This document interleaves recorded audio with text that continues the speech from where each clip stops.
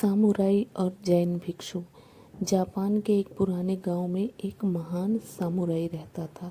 वह युद्ध कला में निपुण था और असंख्य लड़ाइयाँ जीत चुका था। उसकी तलवारबाजी इतनी तेज थी कि कोई भी प्रतिद्वंदी उसके सामने टिक नहीं सकता था। लेकिन इन सारी उपलब्धियों के बावजूद उसके मन में हमेशा एक सवाल उठता था कि स्वर्ग और नर्क क्या है। सामुराई ने इस सवाल के जवाब के लिए कई विद्वानों और गुरुओं से पूछा, लेकिन कोई भी उसे संतोषजनक उत्तर नहीं दे सका। अंततः उसे पता चला कि पास के एक मठ में एक जैन भिक्षु रहता है जो इन रहस्यों को समझने में उसकी मदद कर सकता है।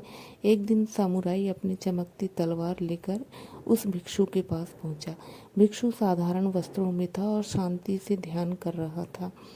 सामुराई ने गर्व से कहा, मैं एक महान योद्धा हूँ, मैंने कई युद्ध जीते हैं। मैं यह जानना चाहता हूँ कि स्वर्ग और नर्क क्या है।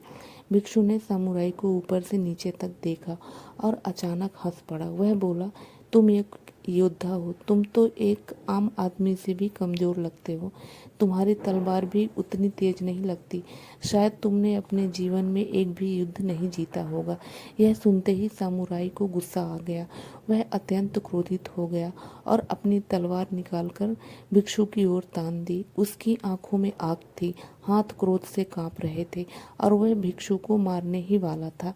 भिक्षु ने शांत भाव से उसकी आंखों में देखा और कहा, यही नर्क है। सामुराई का शरीर अचानक ठहर गया।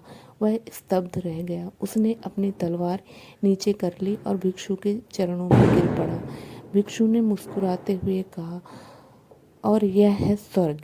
कथा की सीख और व्याख्या। यह कहानी बहुत ही गहरे अर्थों को प्रकट करती है।